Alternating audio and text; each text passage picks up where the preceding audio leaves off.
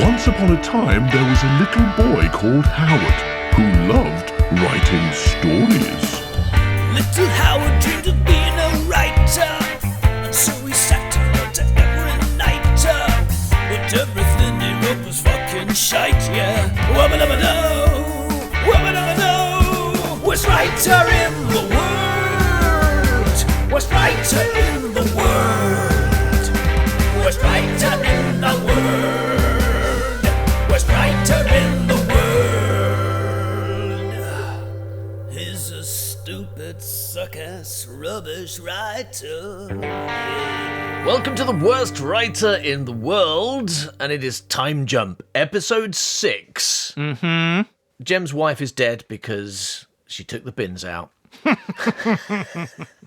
And when she got run over, Jem immediately ran off to see if the car was okay and left her to die in the snow next to some bin men. Mm-hmm, mm-hmm. So now Jem's really sad because he let his wife die. His pregnant wife, right? It's pretty traumatic. Yeah, it is. But then he went to see his mum, who was working in a church, right? Restoring a church that someone had put a load of plasterboard up in front of the in front of the murals or something. Yeah, they wallpapered over the stained glass windows. Yeah. And when they took the wallpaper down, they found that someone had written something in the tiles. Had they removed certain tiles or something? Yeah, they'd removed. There's like a mosaic, and so they'd removed some of the tiles to spell out a portentous message, which was Jesus don't follow the devil or something, right? Don't sit on the Jesus. It was, he thought it was Jesus Christ don't follow the devil, but then he decided actually it's Jem Cadle don't follow the devil. So he's going to follow the devil anyway. He's trying to find the devil so he can follow him. That's his reaction to that little message. All right, so shall we see how his mission to follow the devil's going? Yeah. All right, let's do it.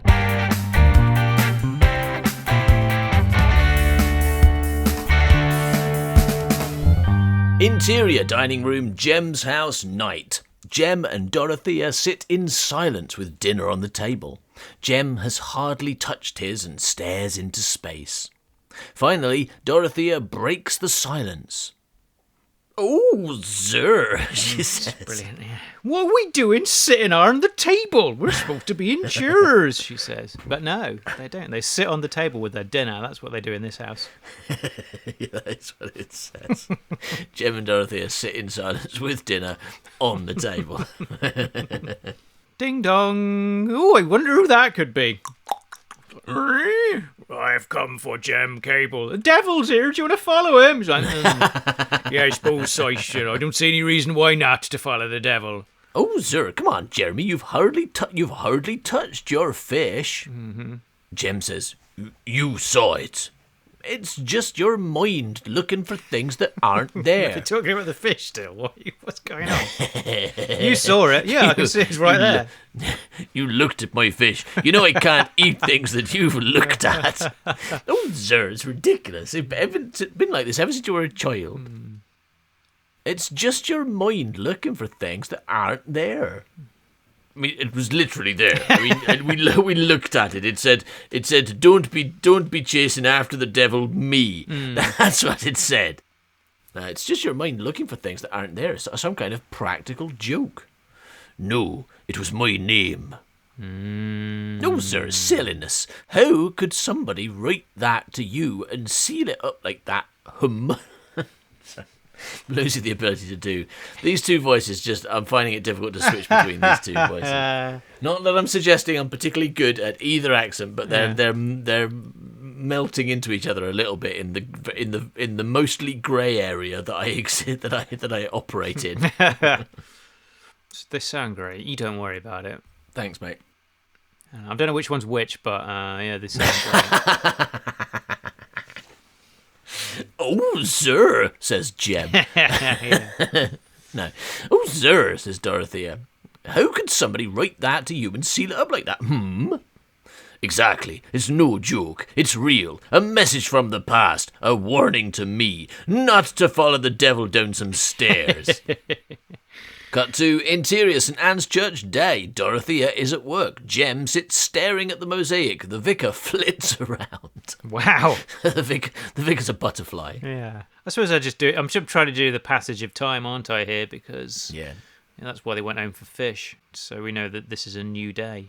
Yeah. And also that the vicar who was a caterpillar yesterday is now fully transformed. That would have been a better way to do it. You could do that like sun moving quickly thing, and also as you do that, you like flick back to the vicar in a cocoon, then more sun, vicar breaking out the what is it, a cocoon butterfly's have? What's that called? Yeah, a cocoon. Probably might have a name. Evil pod. Anyway, evil pod that turns a lovely caterpillar into an evil butterfly. All right, so the vicar flits around. The vicar says, I say, is he all right?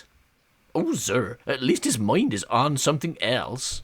No, or something else other than his wife. Because I was going to say, no, he's still obsessed about the mosaic. He's not. Yeah. But I guess she's saying he's not. At least he's not sitting in front of the TV crying and complaining. Yeah, that's what she means, isn't it? Yeah.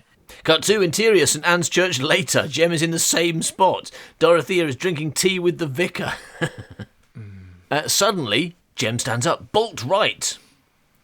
Stands up, bolt right? Is that a phrase? Stands bolt upright. Is it? No, it stands bolt upright, isn't it? Not stands up, bolt right. Stands up, bolt right isn't a phrase, is it? It is now. It is now, yeah, absolutely. You have created it. Suddenly, Jem stands up, bolt right. And bolt right is one word here as well, which I like. And not bolt wrong. He stands up, bolt right. Yeah, like not it. Bolt left. No, he stands up bolt right and marches over to the mosaic. He traces, he traces the line of his own name, Jem Cadle, with the third line, T, missing character, devil, missing character. Jem says, it's another name. Oh, sir, what? It's in capitals like mine. It doesn't say the devil. It's somebody's name. Tim Devil. Tom. Trevor Devil. It's Trevor Devil. Trevor Devil. Yeah. So, it's your first day as Trevor Devil. Trevor Devil, yes. Quite looking forward to being Trevor Devil. No, can't be Trevor. Dorothea doesn't agree. Dorothea says, sir, nonsense. Someone is trying to tell me something about Trevor Devil. And I think it's not to follow him. Yeah. And if they don't want me to follow him, then following him is an option. I must know who he is. Well, I mean, like... True, meaning... not necessarily to say, but true. Get to the phone book, you'll easily find someone if the name is Trevor Devil. Trevor Devil. Yeah.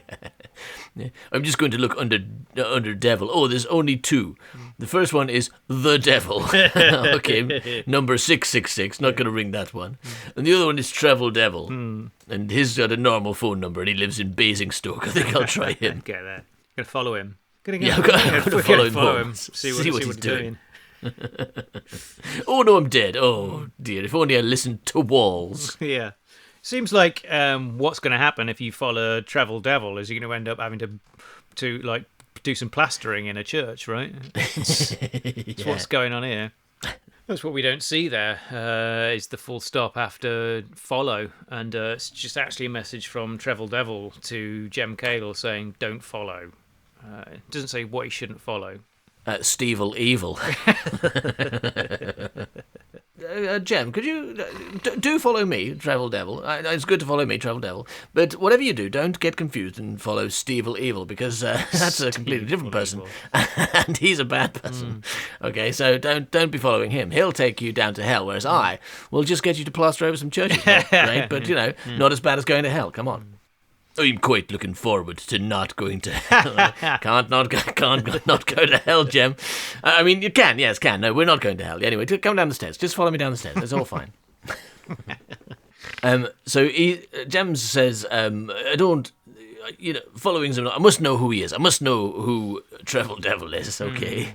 And Dorothy says, "Oh, sir, no. If it truly is a message from the past, a warning telling you not to follow, then do as it says, Jeremy, and don't follow." Yeah. But how can I ignore it?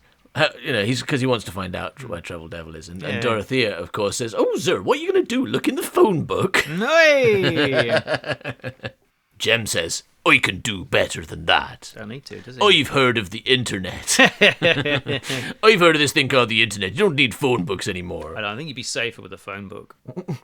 He races out. Dorothea sighs and buries her head in her hands. Wow. It's quite an extreme reaction.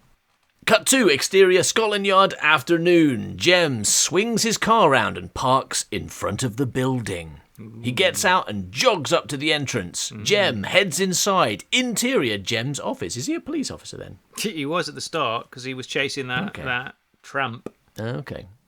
Jem is at his computer. Malcolm enters. He is on his mobile phone.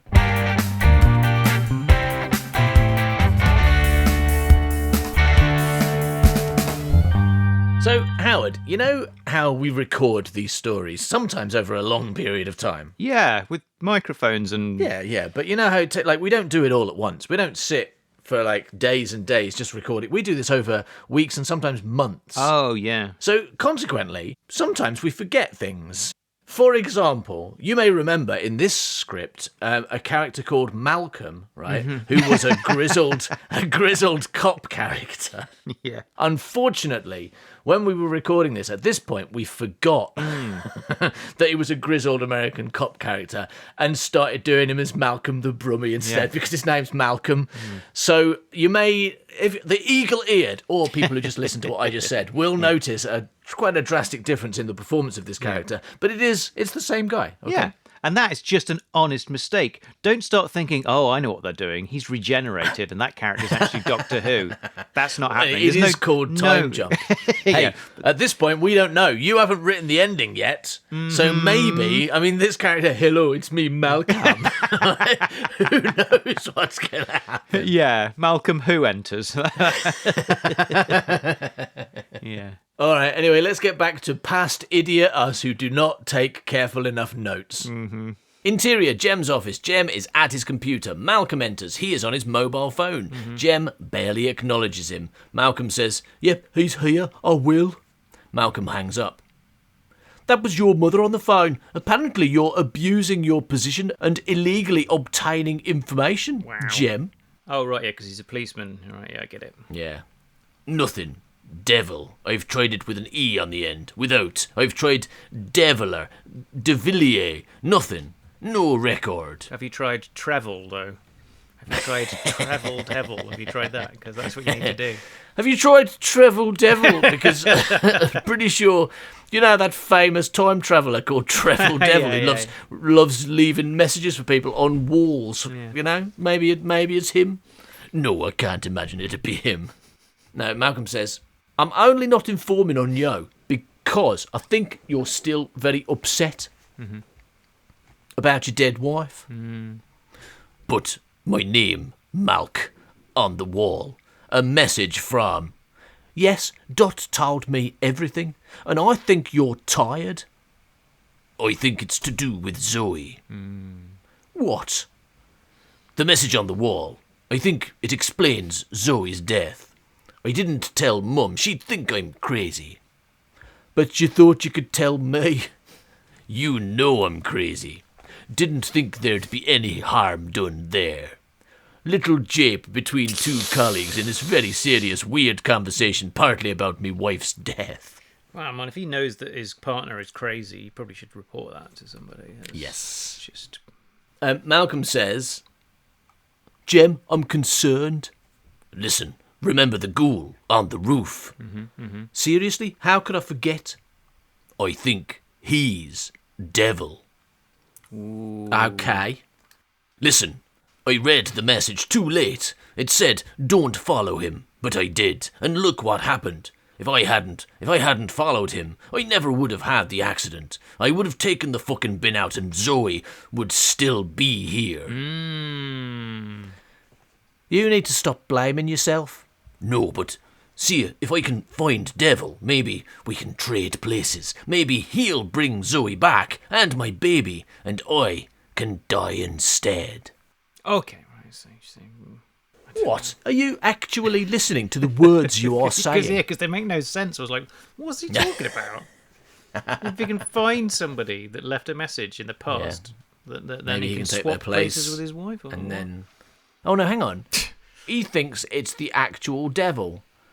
Maybe he'll bring Zoe back and my baby, and I can die instead. Like, maybe if I find the devil, right, I can make a deal with him where he brings my kids and wife Yeah. back and he takes my life instead, right? There's no mention of time travel Well, I don't here. know, but he's not. Yeah, but he's not saying the devil, is he? He's saying devil. He thinks devil is a name, so he thinks someone called devil can Yeah.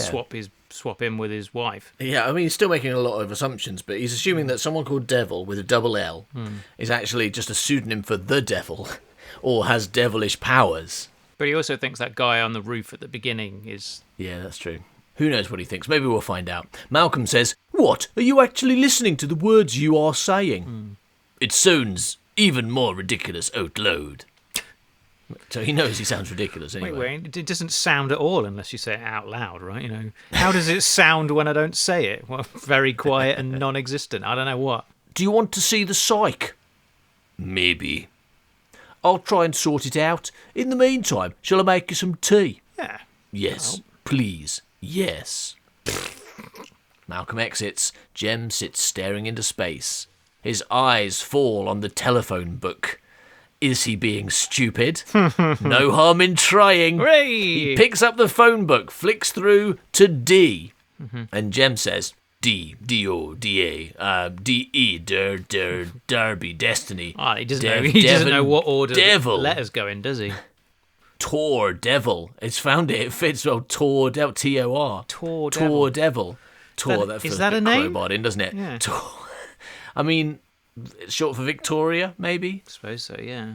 I guess because maybe because I wrote Tim and then I was like, this is just stupid. This is not supposed to be a comedy.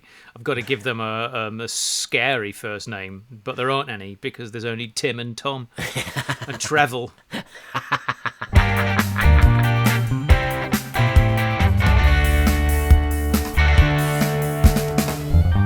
Tor Devil, Bishop's Avenue, Mum knows best. Ooh. Because she suggested it when she was saying that it Oh, I was a see, stupid right. idea. Right, yeah. What did I say? Mum knows best. He tears the page from the book and is out the office like in a split second. Brilliant. I feel that's a bit of an errant like there. He tears the page from the book and is out the office like in a split second like. Yeah. Also, fuck. I mean, he's not a very good policeman, is he? If he can't remember one address. He's not a very good police van. I tried to put 3 criminals in you yesterday, and you let them straight out. You're a rubbish police van. Yeah. All right, so the next scene is cut to exterior, Devil's Mansion, Bishop's Avenue, afternoon, and in capital letters it says blah, blah, blah, blah, and then it's blah spelt wrong a couple of times, blah. I don't think you could be bothered to write this scene, so you just skipped it. Maybe I think it's you I couldn't basically- be bothered to describe the mansion, so I'm like, who gets a fucking house? Who gives a Maybe. shit? I couldn't even be bothered to say it has a roof and walls, etc. I don't think so. I think there's a whole missing section here because it goes the whole page of blahs. And then the next line is parking ticket outside the bookies. He sits, I don't say who he is, he sits and shortly thereafter Devil emerges. I think what you've skipped is him going to the house and then following him. Okay. And then we pick it up outside the bookies. He sits and shortly thereafter DeVille emerges. Exterior bookies. DeVille is an unpleasant-looking Dane. Very large dog. Wow. He has poor skin with pockmarks and is rather sweaty. He has wild eyes. He is probably quite insane. Okay. Interesting. He's probably insane.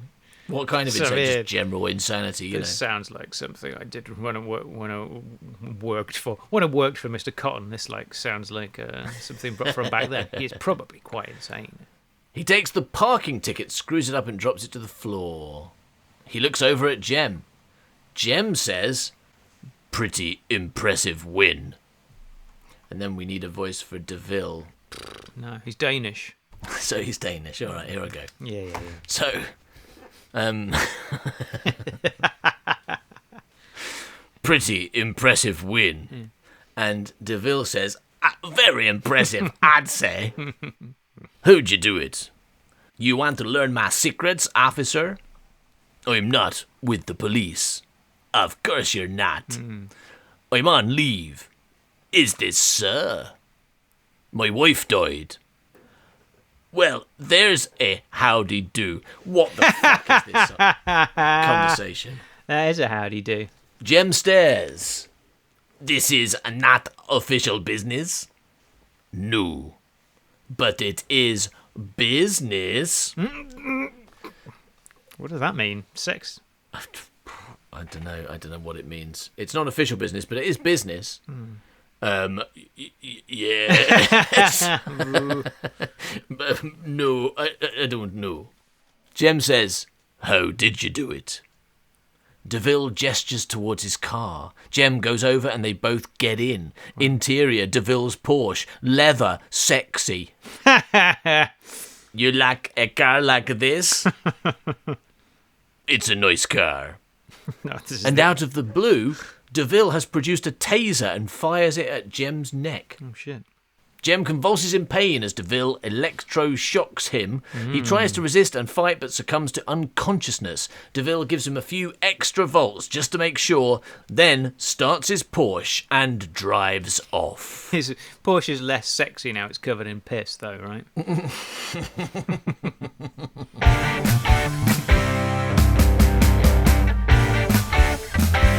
Do you know what, Howard? I'm really enjoying this story, but do you know what it lacks? Do you know what it misses? Is Steve Krabs. Oh, right? yeah. I really wish Steve Krabs, also known as Inuku, the god of making crabs go big, was in this story. I don't think it would fit him very well. It's not really his kind of story, but I love a story that has Inuku stroke Steve Krabs, the god of making crabs go big, in it. Do you know of any? Oh, it was funny you should ask that, actually. Yes, I do, because available now in the Secret Gang is Steve Krabs and the Adventure of Making Crabs Go Big.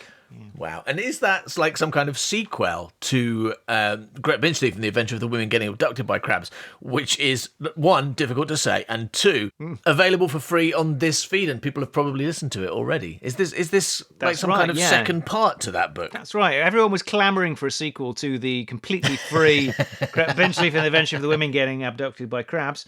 And so they can have one now, but it's not. That won't be free. But it's not super expensive, right? No, it's no. like, what, $10 US? Or you can sign up for the gang and get it and loads of other stuff as well, right? That sounds like a bargain. And all you need to do is go to patreon.com/manbycow/collections and you can get it right now. Oh, yes. Just buy it, no commitment. Wonderful. Or sign up, be committed. What's wrong with you? Come on, it's only a subscription. It's not marriage. That's right. Come on, And calm down. we do cater to both. You know, if you want to get committed with us and get in a relationship with us, then you can. But if you just want a dirty one-night stand with us, we're absolutely down for that as well. Yeah, you're paying for the hotel though. Yeah.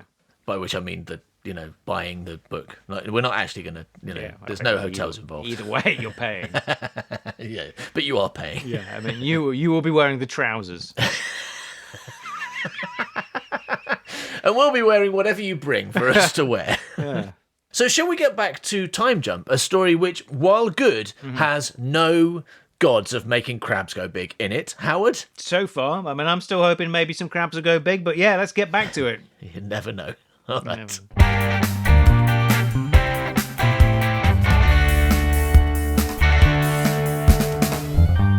Cut 2. POV, Jem, interior, basement, DeVille's mansion, day. Black. Then the sudden cold sensation.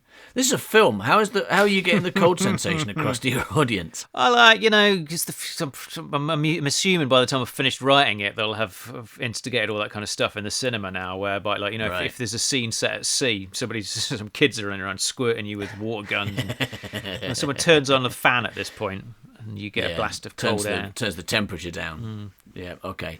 Then the sudden cold sensation as water is thrown at him. He wakes abruptly. Oh, he didn't leave him. I took him up and tied him What? up It and says- stuck him in his basement. Doesn't it? Jem convulses in pain as DeVille electroshocks him. He tries to resist and fight, but succumbs to unconsciousness. Oh, are they sitting in the car when he did this?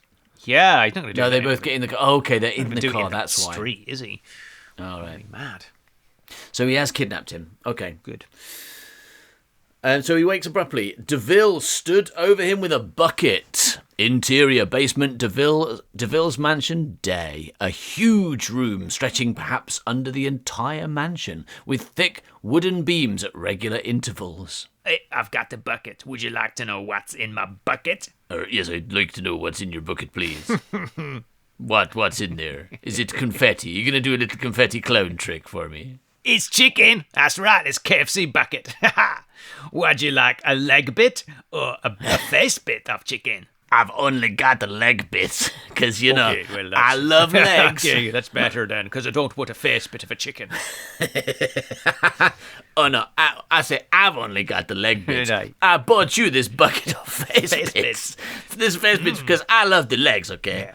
I'm famous for my love of chicken legs and all legs. But you, of course, you're famous for eating chicken faces. Chicken face. I don't think I am, you know. The problem is like when you buy the bucket, it's got 6 legs in and 6 face bits.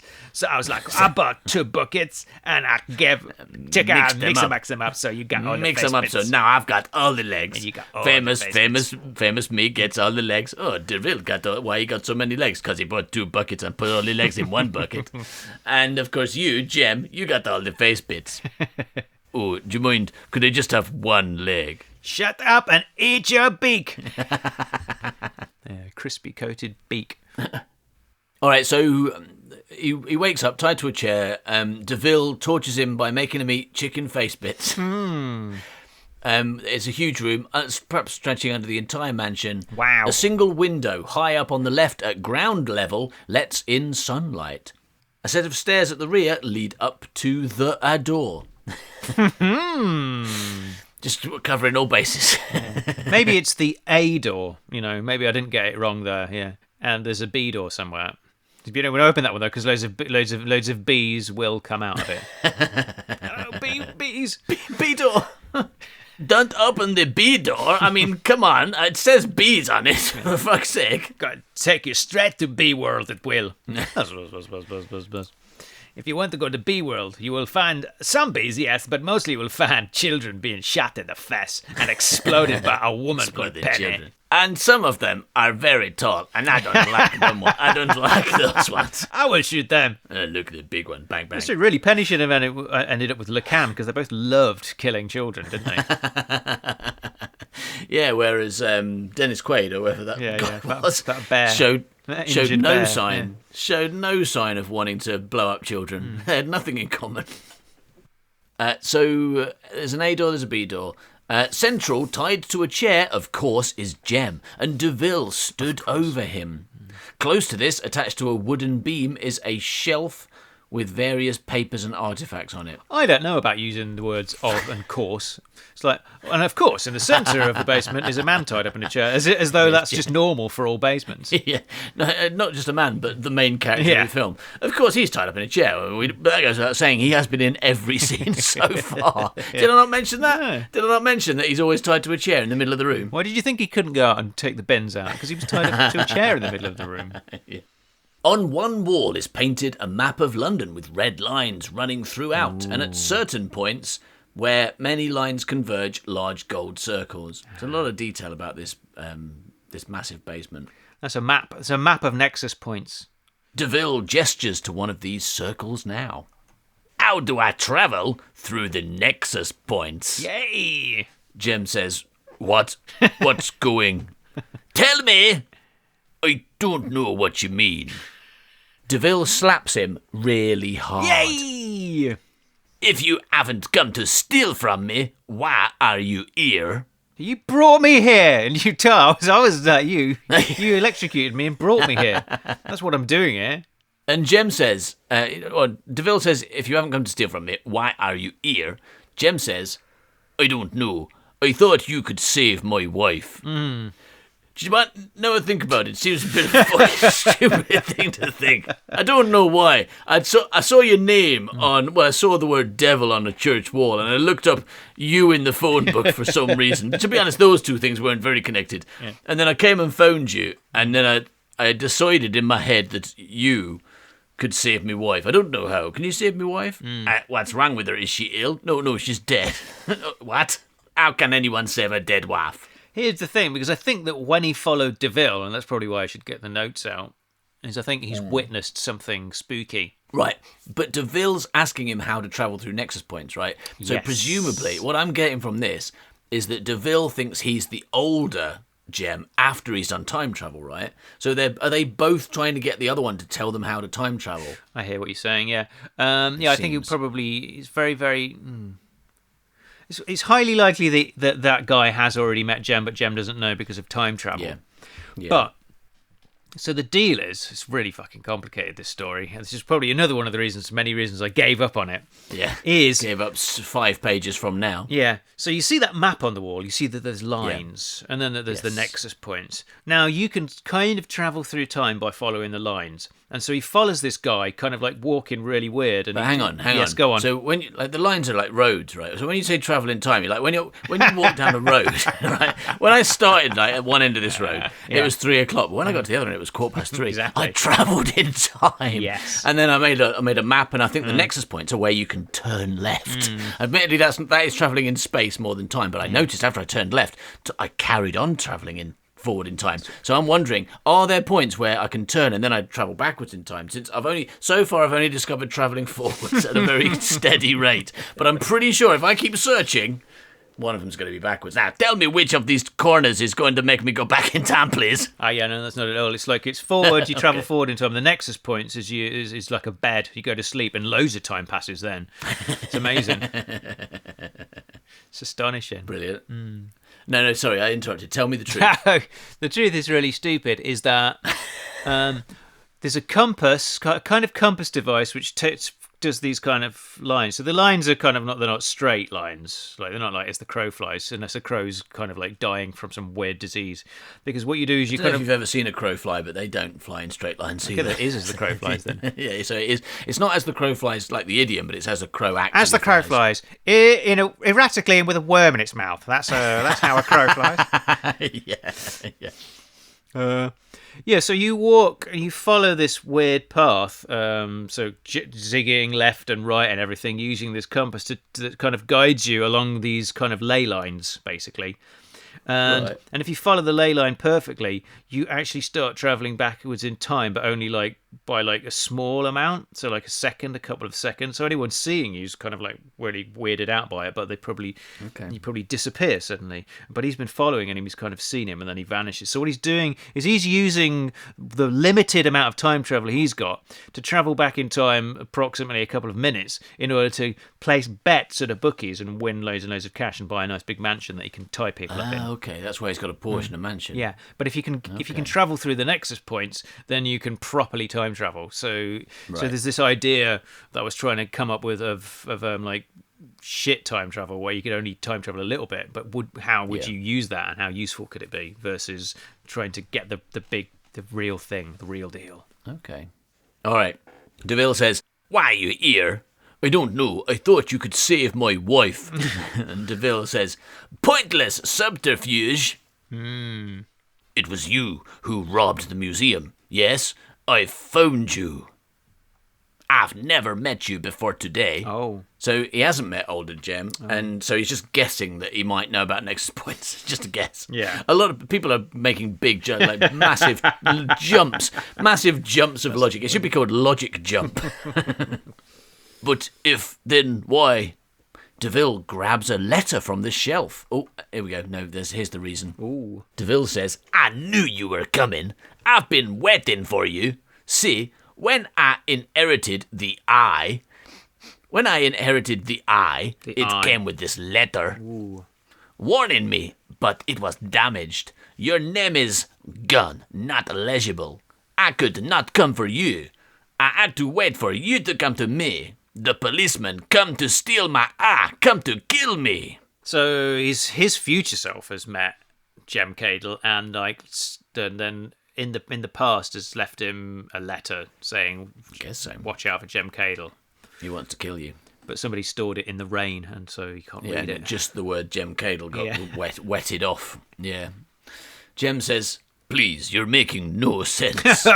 Join the fucking club. "It's all here. A letter dated 1903. Signed by my own hand. The name is missing, but it's you. Come to steal my eye. DeVille has replaced the letter and taken a pocket watch from the table and waves it in Jem's face. If you explain to me the secret of the Nexus points, we can share it. I have to go back. I need to go back to 1998. Really? It's the last time I was happy. It's not what he said. No, it's the last time that music was really good. Yeah. And fashion was groovy back then. We all wore big baggy clothes. It was great. Now I've got to wear skinny jeans. They make me very uncomfortable. I'm not going to wait 23 years for baggy clothes to come back in fashion. I'm very annoyed about it. Anyway, got to go back to 1998, buy myself some big trousers. I'll tell you what. Throughout the early 2000s, I wanted to go back to 1998 and buy myself some big trousers. I was very much channeling me then. Yeah, well, you can get them now, so it's fine. I know, I'm really happy. It's been a long, slow journey to 2023, but finally young people have decided that big trousers are in fashion again, and now I can buy them. Anyway, I need to go back to 1998. I can't get that far following the timelines. I bought this place because it lies on a hotbed of lines, but it's still not enough. I need to know how the Nexus points work. They're clearly marked in the atlas, but when I look through the lenses at the eye, nothing. What am I doing wrong? I can walk the timelines and travel a few hours, but I can't find the Nexus points. Is the atlas wrong? Tell me. Unbeknownst to DeVille, Jem has managed to free his hands at the back because he, like the rest of us, was not listening to that fucking speech. You know what? Mad, smells mad. No, he's pretending. As Jem says, you're talking about moving through time. Oh, here we go. He's late to the party, isn't he? So he didn't think that DeVille could travel through time. He did just think that this was a magic man that mentioned on a church wall who could swap him with his dead wife. Could you just swap me with my dead wife, please? Could you swap me with my dead wife, please? I mean, no. And I don't mean What are you just talking put in about? position. I don't mean put me in her coffin and put her dead body in this yeah. chair. That's not what I mean, okay? You're talking about moving through time. And not just forwards at a normal rate, like when you walk down the street and you start at 3 o'clock and you get to the other end at 3:15. That's not what I mean. I mean, you mean backwards through time. DeVille says, stop playing the fool. It's not possible, but... And DeVille says, we're forever moving through time. Like when you walk down the street, right, and you start at the beginning of 3 o'clock, but when you get to the end at 3:15, right? But with the eye, I can follow the timelines and move faster than others. But only the Nexus points allow free travel. Jem says, I don't see anything. I don't know what he's talking about then. DeVille places the watch back on the table and picks up a gun. Ooh. His famous gun. DeVille says, without the goggles you want. You know this. I know you know about the Atlas. Give up your bluff now. So goggles, that's what the figure was wearing at the beginning, right? So you need to wear the special glasses to be able to understand what's happening on the compass.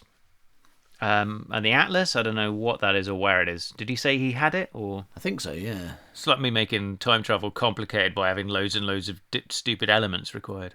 Yeah, all right, so the eye, when he keeps going on about the eye, that's the compass, right? Yeah, I guess so. So he's got the goggles, he's got the compass. I know you know about the Atlas. Give up your bluff now. I'm not bluffing. Really? Then you serve no purpose. You serve no purpose. He aims at Jem. Oh, shit. Suddenly, elsewhere in the building, a bell rings. Ding dong. DeVille looks concerned. No. Jem's mind works quickly. It's my colleagues. They know I'm here. If you kill me now, you'll go down for life. Liar. Let me go and the sentence will be nothing. I don't believe you. The bell rings again, coupled with some loud banging. I don't believe him either. I don't think he has the authority to decide whether this man will, how much time he will serve for kidnapping, tasering someone and kidnapping him and locking them in the basement. And, you know, like, my colleagues know I'm here, they're coming to rescue me. That's them ringing the doorbell just now. DeVille says, fuck.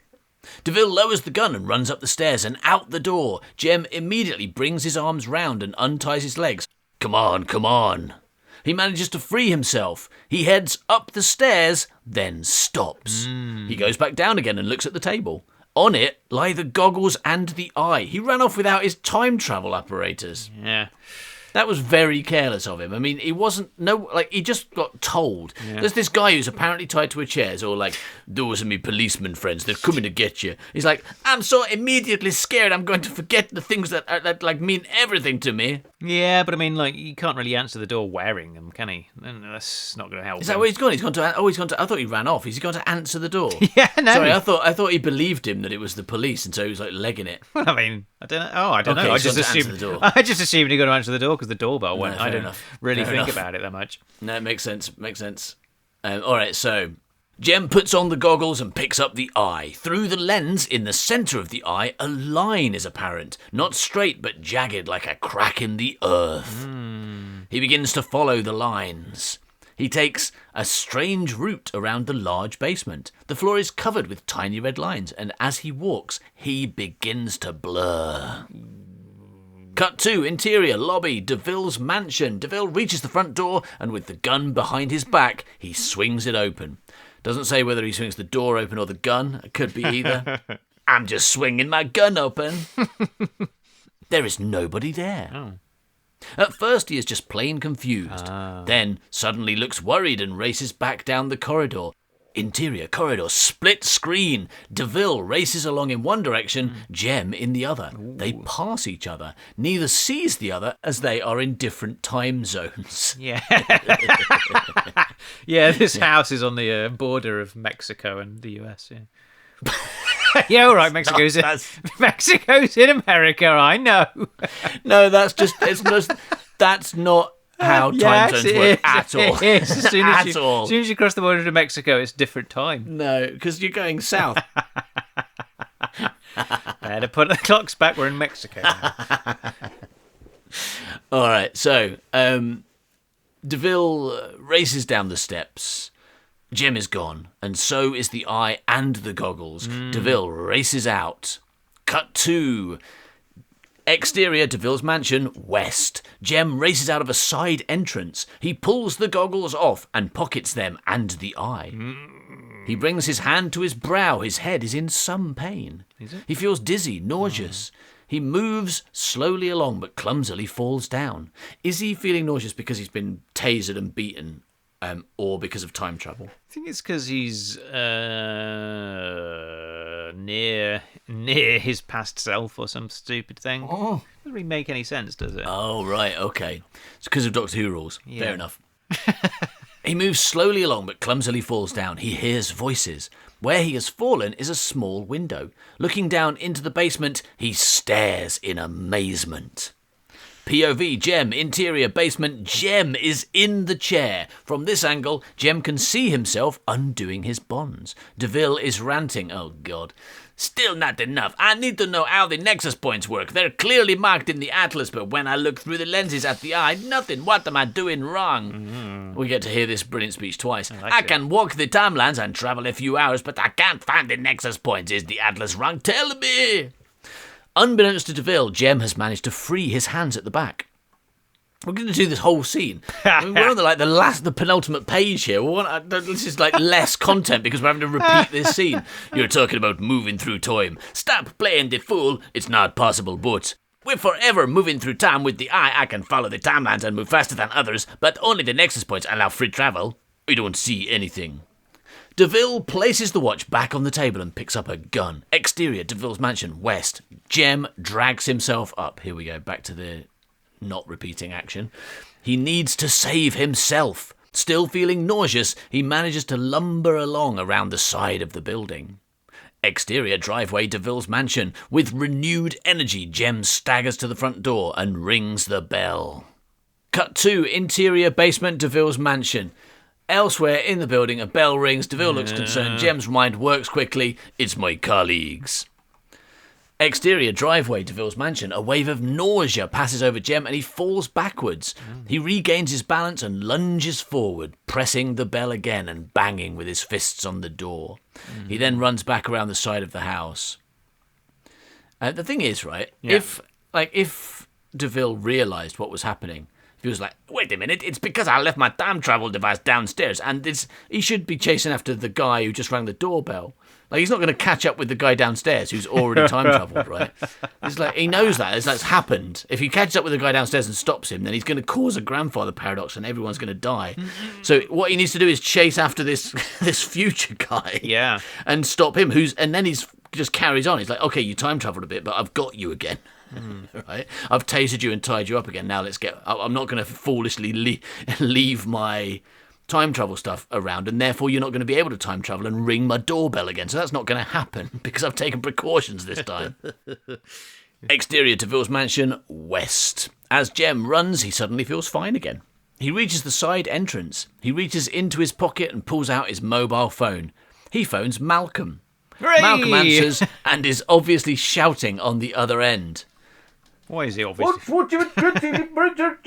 There's no script for him. He says, Jem says, calm down, please. Listen, I'm at Top Rack Mansion on the Bishop's Avenue. Ooh. You know Top Rack Mansion. DeVille's here. He's trying to kill me. Just get here. Jem hangs up and heads inside. And, tragically, Howard gives up on writing this script mid-action before anything has really happened. He just goes, you know what? I'm going to write Forget-Me-Not instead. It's a lot less complicated. It's a lot less complicated. Little Howard dreamed of being a writer, and so he sat and wrote every night. But everything he wrote was fucking shite, yeah. Wubba-dubba-doo, worst writer in the world. Worst writer in the world. Worst writer in the world. Worst writer in the world. Thanks for listening to this episode of The Worst Writer in the World. If you would like to listen to Steve Krabs and the adventure of making crabs go big, then all you got to do is go to patreon.com/manbycow/collections and you can buy it right there. Thanks for listening, everybody. Bye-bye, milk. Bye-bye. He's a stupid, suck-ass, rubbish writer. Yeah.